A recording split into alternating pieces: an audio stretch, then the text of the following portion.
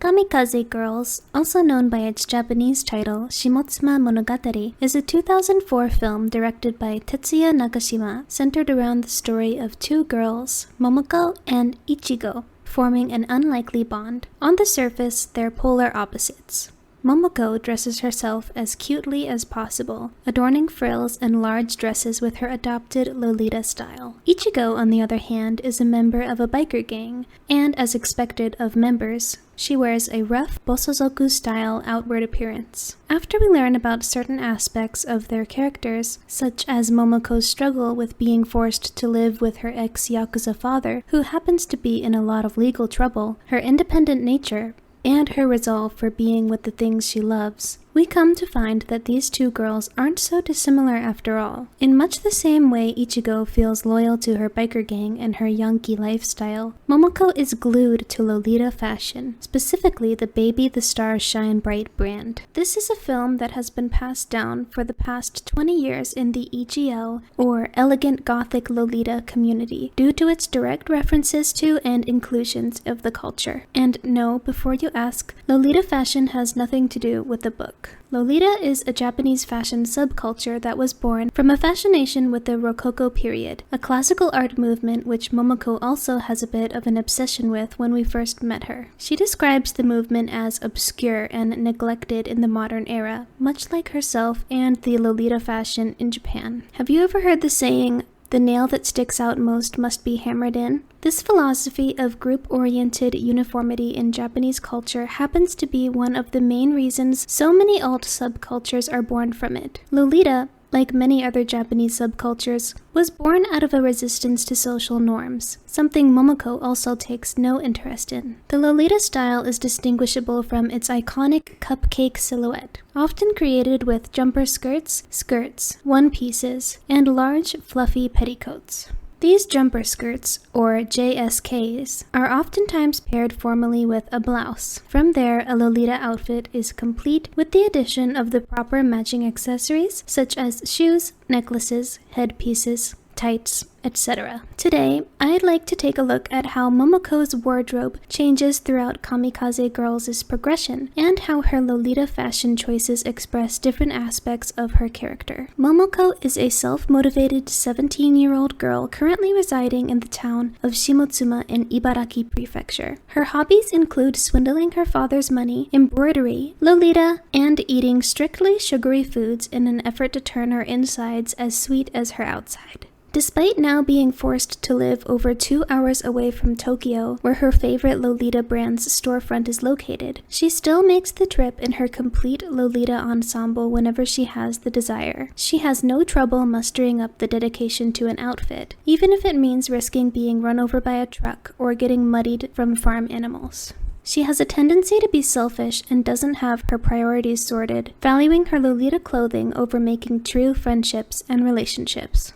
There are many different substyles in Lolita fashion, including sweet, gothic, classic, etc. Momoko's Lolita substyle of choice is old school, also known as traditional Lolita. This is a style that was the most popular in the 90s and early 2000s. It is characterized by its natural tones and an emphasis on basic colors rather than extravagant prints. Where old school detailing comes into play is more in the quality of lace and embroidery in the pieces. While Momoko is seen in mostly Baby the Stars Shine Bright old school Lolita, she does bring in elements of sweet Lolita to make her outfits her own. For example, she sometimes wears pieces with printed fabrics. Therefore, her style can best be described as old school sweet Lolita. Momoko's dedication to old school Lolita could be a result of the time period in which this movie was filmed, and I have to wonder how Momoko's style would evolve if Kamikaze Girls were filmed in 2024. Perhaps she would lean even more heavily towards the sweet Lolita substyle, given her fascination with becoming sweet. I like to imagine she'd be privy to more Ichigo or strawberry motifs as her relationship with Ichigo grows. There are a few other tropes of old school Lolita that Momoko is seen implementing entertaining in the film. For starters, she does not strictly follow the Lolita code of having to wear a blouse underneath a JSK at all times. If it's a particularly hot day or she's relaxing at home, she doesn't mind only wearing a jumper skirt. Secondly, she is often seen wearing lace-topped knee socks, ribbons, and her iconic chunky Vivienne Westwood rocking horse shoes, making her appear taller than she really is. Momoko has 20 different outfit changes throughout the entirety of the film. Despite her alleged alliance to Baby the Stars Shine Bright, she can be seen wearing a few Jane Marple and Metamorphose pieces. Her color palette consists primarily of white as a base, with a brighter color such as red, blue,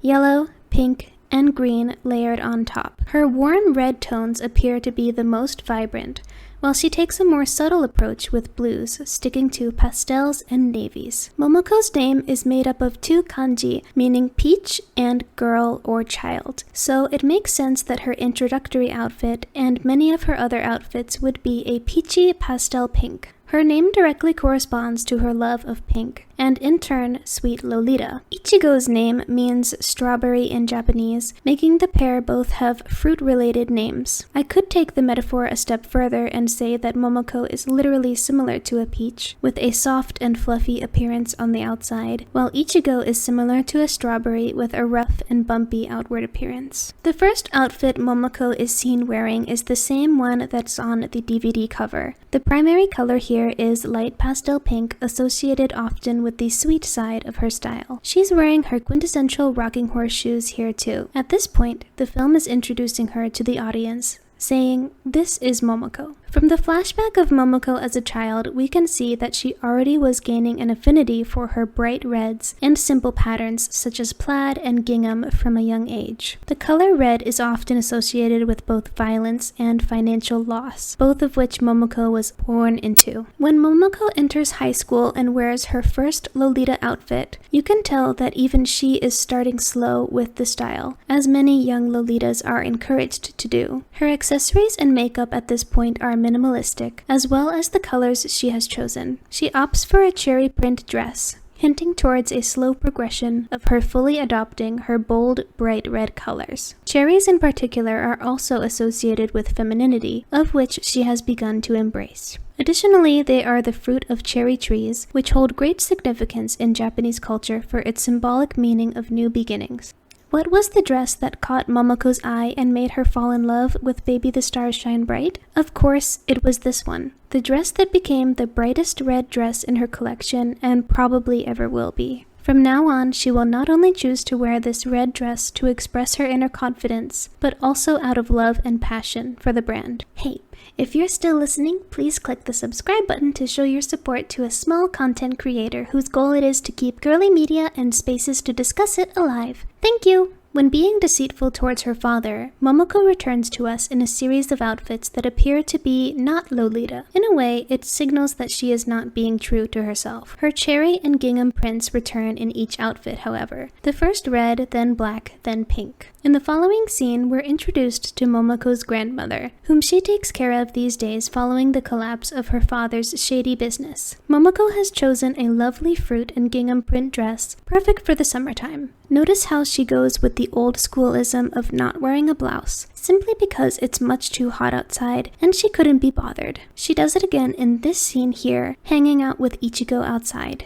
To meet Ichigo and sell her fake Versace to her, Momoko wears her precious red dress to exude confidence in her sales skills and give a proper introduction. After the two have been acquainted to the point that Ichigo is invited into Momoko's room, Ichigo raises the question about what Momoko intends to do after high school. Momoko replies that labor doesn't suit her, while wearing a green dress symbolizing her greed and expectations that money will simply come to her. In the following scene, we get a look at Momoko's sleepwear. Even in sleep, she is covered in frills. When daydreaming about what her life would be like by the time she's 80 years old, Momoko is seen for the first time wearing a classic Lolita outfit. At this time, she's also listening to classical music in a cafe called Forest of the Aristocrats. It appears that Momoko takes much of her inspiration from whatever location she impulsively decides to travel to, theming her outfit around the vibe of wherever she plans to be. Her elegant attire also contrasts astronomically with Ichigo's carefree spirit and comfortable choice of outfit, highlighting how different these two girls are, at least on the surface. One connection between them happens to be through embroidery, since both the Bosozoku and Lolita clothing use it. Ichigo needs her coat to be upgraded in advance for her bike gang leader Akimi's retirement parade. Akimi is set to be married, and Ichigo wishes to send her off with a bang. To save up money to pay for the embroidery work, Ichigo decides to go to a pachinko parlor to legally gamble, thinking it her only option left to make some quick cash. In a true Ichigo fashion, despite Momoko's efforts to replace herself and their friendship with a cabbage, Ichigo forcefully drags Momoko along with her. In this scene, Momoko opts for a slightly edgier look, sporting red plaid and pulling her hair into twin tails with frilly black ribbons. It's here where we learn that Momoko is actually ungodly lucky, and this plaid pattern happens to be the same one the employees who accuse the girls of cheating wear. This could be, once again, Momoko taking inspiration from her environment, and also a reminder to the audience that she is still connected to a life of crime, even if she dresses like an innocent, pure doll. Incidentally, this is also the outfit she wears when she learns that Ichiko is not actually Ichigo's real name. The edgier her clothing gets, the closer she gets to Ichigo. Adorably, after this bonding moment with Ichigo, the embroidery Momoko does to repair her bonnet is a heart-shaped floral pattern, right after her relationship has started to blossom. Her grandmother acknowledges Momoko's talent, reassuring her that she will find her niche and her own way in life. During their next trip to the pachinko parlor, Momoko wears a floral print to call back to her embroidery and flowering new perspective. It also happens to be the dress she wears when she realizes that Ichigo has become infatuated with Ryuji, the joke of a man yakuza that bailed them out after they were accused of cheating for the first time. On the girls' trip to Daikanyama to locate Emma, the embroidery master, Momoko is wearing her edgiest outfit yet, a monochrome ensemble that happens to match Ichigo's color palette here as well. The pair seem to have come even closer by this point, in both costume and mind. Finally, Momoko feels comfortable enough to share her feelings with Ichigo about how fashion and clothing have basically raised her, and how she oftentimes doesn't feel worthy of what she wears. Given that she considers Akinori Isobe, the creator of Baby the Stars Shine Bright, to be her god, how could she? Many times before this point, we've heard Momoko express over and over how she doesn't understand human connection. This lack of practice with communication and friendship is what leaves her lonely once again, returning home in the rain after a fight with Ichigo. Now her all-black coordinate expresses solemnity, with her bonnet shadowing her face. Still, she holds her heart-shaped purse close, as if deep down she still yearns for partnership.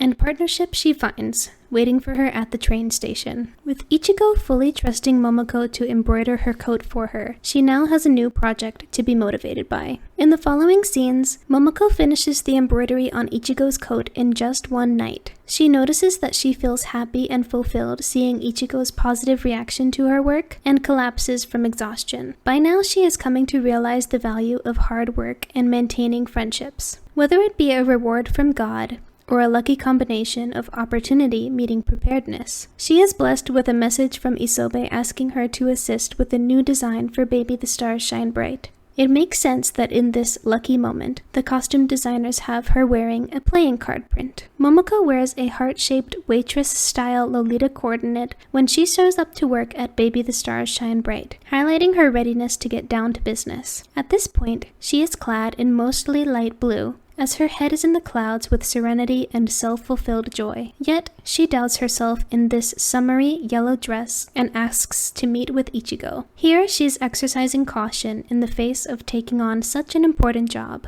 She also reflects on the fact that until now, she had forgotten what happiness was. Was it wearing the clothes that brought her happiness, or making them? Perhaps it was something in between. Ichigo reassures her that she is capable, and that she should be proud that her work had been recognized, just before receiving a challenge from her gang. On the day Momoko finishes her embroidery for Baby the Stars Shine Bright and learns the cold hard truth about what a challenge from a biker gang can entail, she calls the brand storefront to apologize for having to delay her delivery of the piece. despite it being the deadline. The piece itself is beautifully embroidered with pink flower accents, symbolizing that her new life has bloomed. She wears a pure white coordinate as she finally prioritizes her friends over her clothes, something Isobe thankfully respects. This white dress marks a rebirth for Momoko as a character. It also provides the most stark contrast when the pure fabric is covered with fresh red blood. Which outfit from Kamikaze Girls is your favorite? If you haven't seen this film yet, I highly recommend watching it whenever you've got some time. I think it's got an important message that we should all be reminded of in this modern era. Even if we all feel disillusioned and disconnected from reality due to always being distracted by social media, it's important to remember what's truly important is oftentimes right in front of us. I hope you enjoyed listening to me discuss Momoko's fashion in this video, and I'm excited to chat about Kamikaze Girls and Lolita fashion more with you down in the comments. Please don't forget to like and subscribe, and I'll see you in the next video. Bye bye!